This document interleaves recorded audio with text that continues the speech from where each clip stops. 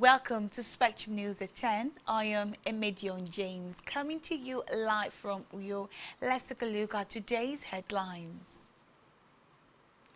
President Tinubu commends release of 24 abducted Kebbi schoolgirls. Governor Moina present 1.39 trillion naira 2026 appropriation bill to State House of Assembly. Plus, Trump's senior African envoy, Bolas, denies bias, pushes for Sudan peace plan. We'll bring you details of the stories and more in just a moment. Please listen.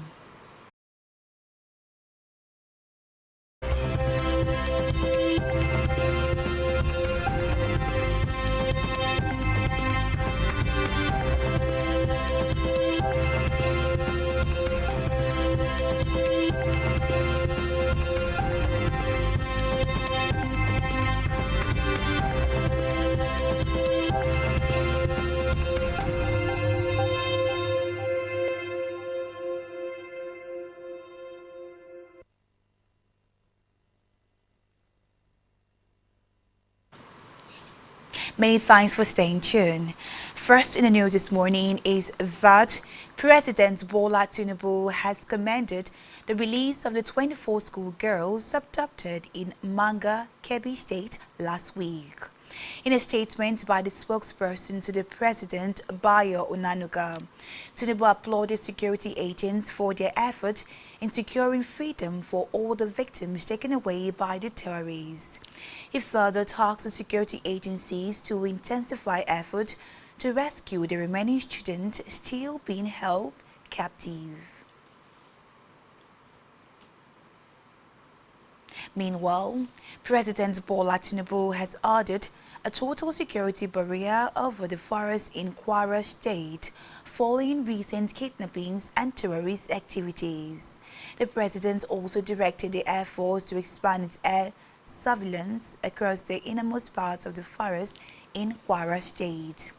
The special advisor to the president on media and public communications, Sunday Dare, who disclosed these on his X handle, said the presidential directive also applied to Kebbi and Niger State axes, where many people are expected to be rescued.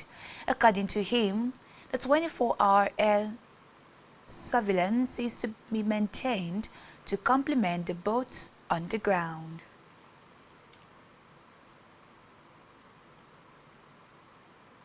In the meantime, President Bola Tinubu has said his administration has recorded significant upswings in foreign direct and portfolio investment in the oil and gas subsector of the economy. The president highlighted several policy gains recorded under his renewed hope agenda, including 7 consecutive months of eased inflation to 16.05% in October, the stabilization of the exchange rate, and a significant rise in foreign reserves to over $46 billion, up from $32 billion, and a net reserve of $4 billion inherited in 2023. He added that investor confidence has rebounded with rising foreign direct and portfolio investment, particularly in the oil and gas sector, alongside a booming stock market and growing economic diversification driven by solid minerals. President Tinubu listed these and more among the achievements of his administration in a statement yesterday, announcing the appointment of Imo State Governor Hope Uzodinma as a renewed Hope Ambassador. Away from that, Vice President Kashim Shettima has returned to Abuja from Angola after a week of high-level diplomatic engagement in South Africa and Angola, where he represented President Bola Tinubu at 2 major global summits. This was announced in a statement by the Senior Special Assistant to the President on Media and Communications, Office of the Vice President, Stanley Nkwocha, noting that the Vice President first attended the 2025 Group of 20 G20 Leaders Summit in Johannesburg South Africa, before proceeding to Luanda for the 7th African Union-European Union Summit. At both meetings, the statement disclosed that he delivered President Tinubu's key policy statement on global governance reforms, African security priorities, and the continent's role in the global economy. President Tinubu, through the Vice President, reaffirmed Nigeria's commitment to advancing peace, security, and democratic governance across Africa, while strengthening cooperation with the EU to build a more stable, just, and prosperous world. From the Green Chambers, the House of Representatives has called for a concerted effort to address the protracted insecurity challenges facing the country. The Green Chamber of the National Assembly said there is an urgent need for a holistic approach and effective collaboration towards tackling the menace. House Speaker Tajuddin Abbas, who spoke yesterday in Abuja, noted that recent attacks across the country were aimed at creating fear in the minds of the citizens. Addressing members of the House during a debate on the current security situation in the country, Abbas said Nigerians must remain undaunted and united in the fight against insecurity in any part of the country. The Speaker urged fellow lawmakers to remain on the same page in finding solutions to the menace. Elsewhere, the Inspector General of Police, Kayode Ogun, has called for a unified crackdown amid adoptions of school children. He described Niger State as the epicenter of the country's escalating security threat. Ogun stated this when he visited Governor Umaru Bago over the adoption of pupils of St. Mary's Catholic School in Bapiri local government area of the state. IGP said that the nation's security issues have become deep and worrying, expressing shock over the boldness and brazeness of criminal gangs. He stressed the need for united action in addressing the insecurity confronting the country. He said the security agencies, especially the Nigerian police force, are carrying the burden of rescuing the abducted children, even as 50 of them have been recovered.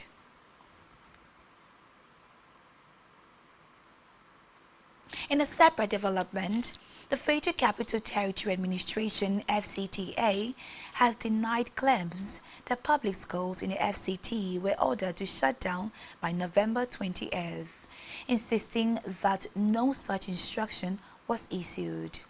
A statement released by the Senior Special Assistant to the FCT Minister on Public Communications and Social Media, Larry Olayinka, described the circulating report as false and misleading, urging parents, students, and school authorities to dismiss it. According to him, the approved academic calendar remains unchanged. Olayinka also announced that the FCT Minister Nyesom Wike has ordered the immediate suspension of the Mandate Secretary for Education, Dr.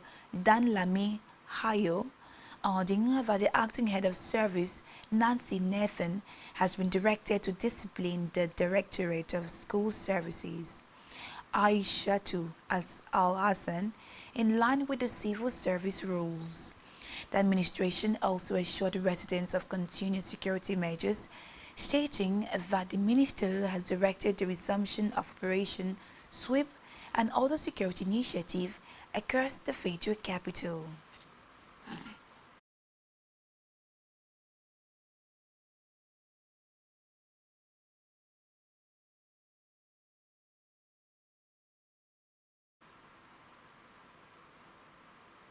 Back here, Akwa Ibom State Governor Pastor Moino has presented a 1.39 trillion naira appropriation bill for 2026 to the State House of Assembly for consideration and approval, while describing it as the people's budget of expansion and growth. Presenting the budget on the floor of the Assembly, The governor proposed a 1.39 trillion naira budget as against the approved revised provision of 1,650 billion naira only of 2025, representing a decrease of 16% from the 2025 revised budget. The 2026 budget is made up of 354.867 billion naira for recurrent expenditure and 1 trillion naira for capital expenditure. Governor No highlighted remarkable progress across the advice agenda, including support to over 69,000 farmers, the ongoing palm crop revolution, model schools, healthcare upgrades, and extensive infrastructure development. The governor noted that more than 900 kilometers of roads are currently under construction statewide, with none abandoned, alongside improved security, water projects, tourism, aviation, social welfare, and SME growth.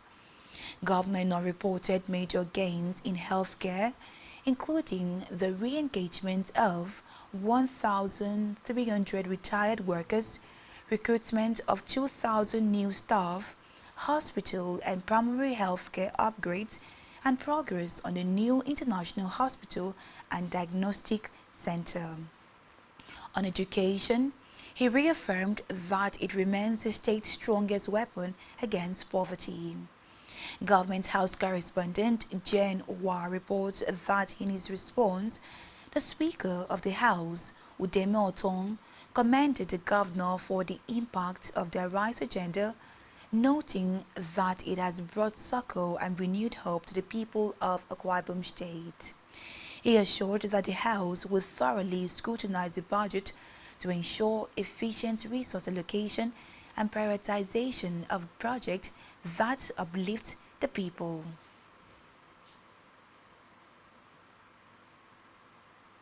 Let's move now to Africa, where leaders from Africa and Europe meeting in the Angola capital, Luanda, have committed to strengthening trade and better tackling illegal migration.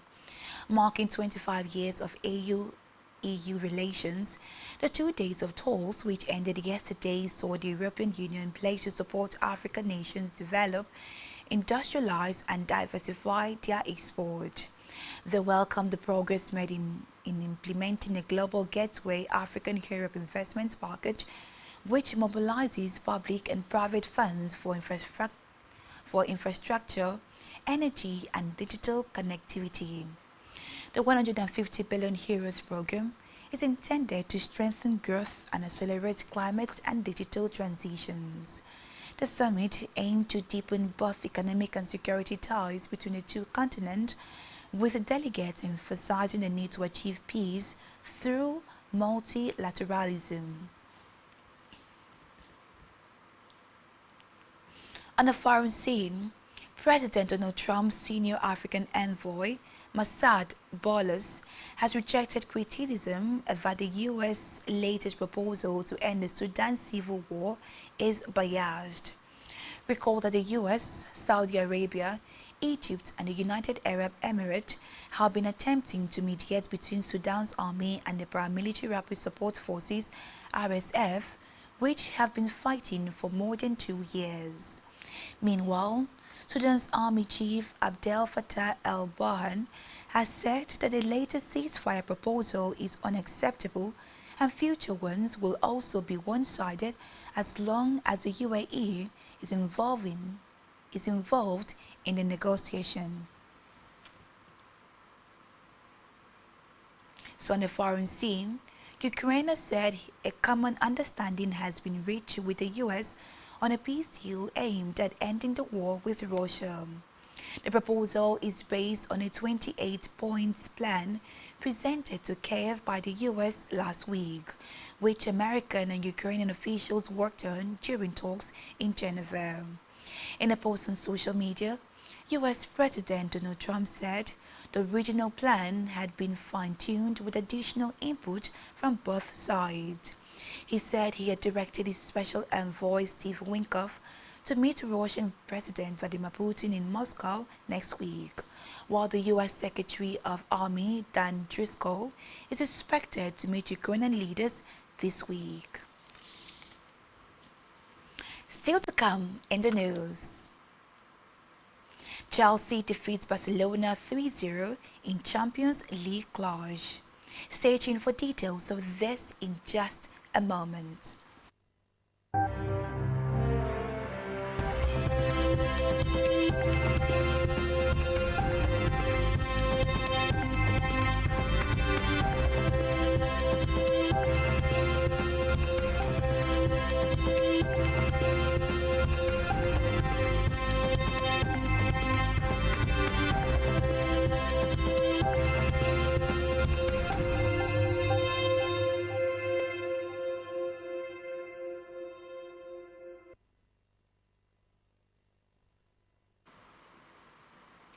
Many thanks for staying tuned. This is Spectrum News at 10.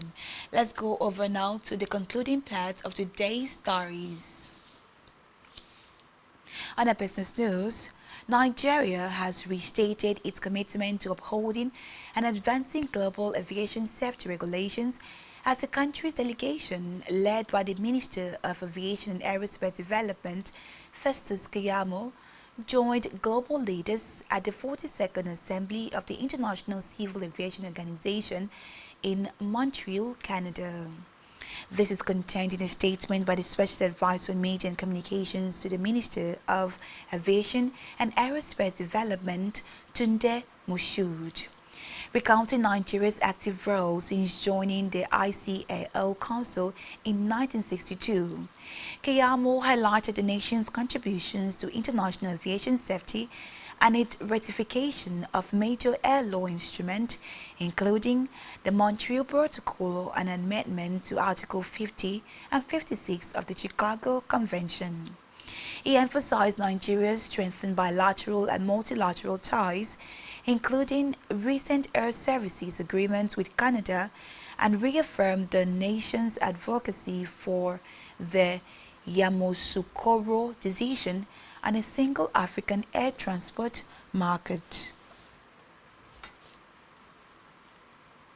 In health, Nigeria and Barbados have signed a memorandum of understanding to boost local production of pharmaceutical and ensure regional health security. The presidential initiative for unlocking the healthcare value chain, signed on behalf of the federal government and Barbados Pharmaceutical Company, signed for its country, Barbados. The signing ceremony, which held in Abuja, marks a major step in deepening health cooperation between both nations. The Coordinating Minister of Health and Social Welfare, Professor Mohammed Ali Pate, while endorsing the MOU, reaffirmed the federal government's full support for the partnership.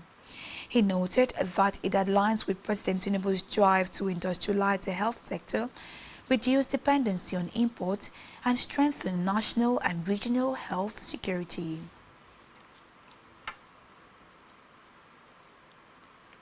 Still in health, Nigeria has met two of the three 2030 global health HIV targets, indicating significant progress in the country's response to the epidemic and its effort to improve HIV prevention, testing and treatment.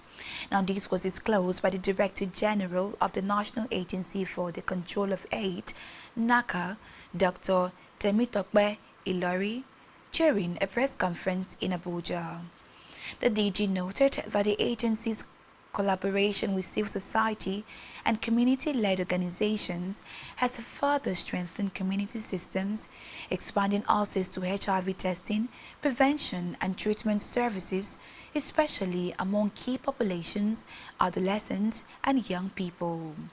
She said that despite progress, serious challenges persist, including ongoing stigma, discrimination, dependency on external funding, and limited access to services in hard-to-reach areas.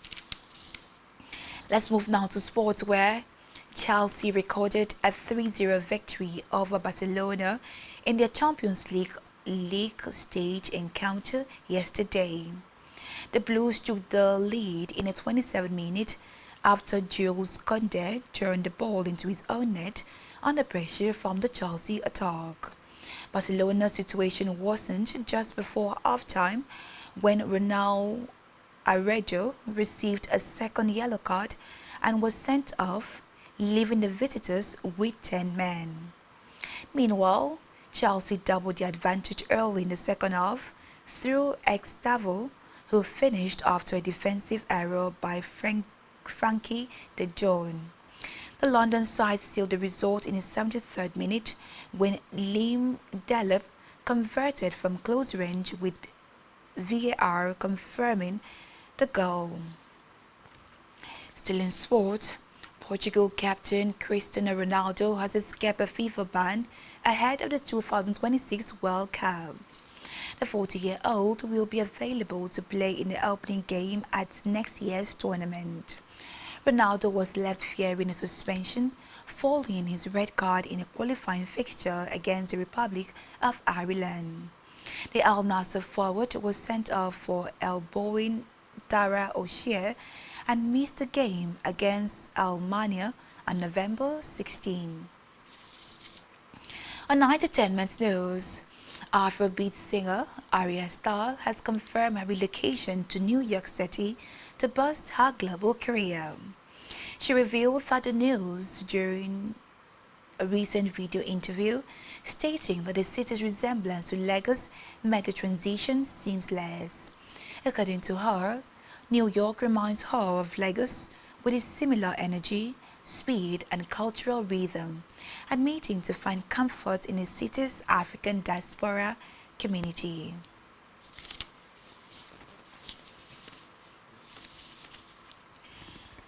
And that's all we have for you at this hour. Do ensure to follow us on social media, subscribe to our YouTube channel, all of which you can find on our website at spectrumtvlive.ng.